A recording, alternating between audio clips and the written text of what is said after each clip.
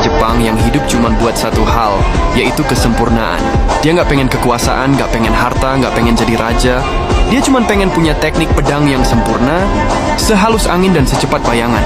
Namanya Sasaki Kojiro. Sasaki Kojiro lahir sekitar tahun 1585 di masa penuh perang dan darah zaman Sengoku, di mana samurai saling bunuh demi kehormatan.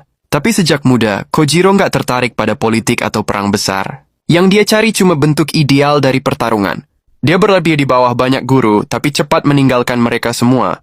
Bukan karena sombong, tapi karena dia tahu, gak ada satupun yang bisa menyaingi pikirannya soal pedang. Dia menciptakan teknik sendiri. Teknik yang nanti bakal bikin dia dikenal seantero. Jepang, Tsubame Geishi, tebasan burung layang-layang. Gerakannya cepat, nyilang, gak bisa ditebak. Kojiro ngembangin teknik itu dari caranya ngamatin burung layang-layang di langit. Waktu burung itu turun nyambar serangga, dia lihat pola yang sempurna. Dan dia berjanji bakal bikin pedangnya seanggun itu. Orang-orang mulai ngomongin dia. Pendekar tinggi, gagah, berpedang panjang pedang yang dia kasih nama Monohoshizou, artinya penyangga pakaian. Karena panjangnya nggak masuk akal, tapi justru itulah rahasianya. Kojiro bisa nyerang lebih dulu, bahkan sebelum musuh sempat mendekat. Namanya makin besar, muridnya banyak.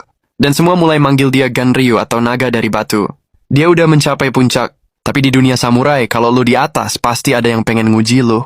Tahun 1612, tantangan itu datang. Seorang pengembara aneh, berantakan, berbau tanah, namanya Miyamoto Musashi. Musashi nantang duel.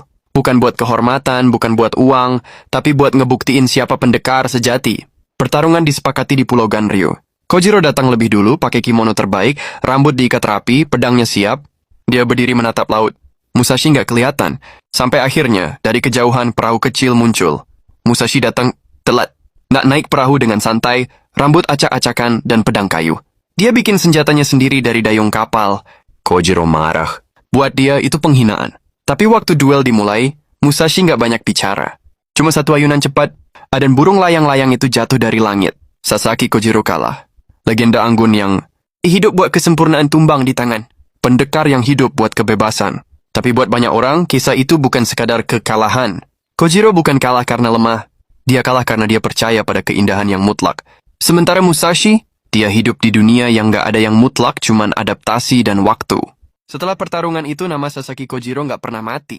Di setiap dojo Jepang, teknik Tsubame Gaishi masih diajarin. Bukan cuma sebagai seni bertarung, tapi juga filosofi.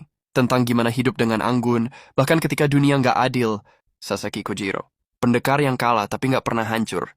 Yang hidup buat kesempurnaan dan mati dengan kehormatan. Karena kadang kekalahan yang indah bisa lebih abadi dari kemenangan. Sebelum itu,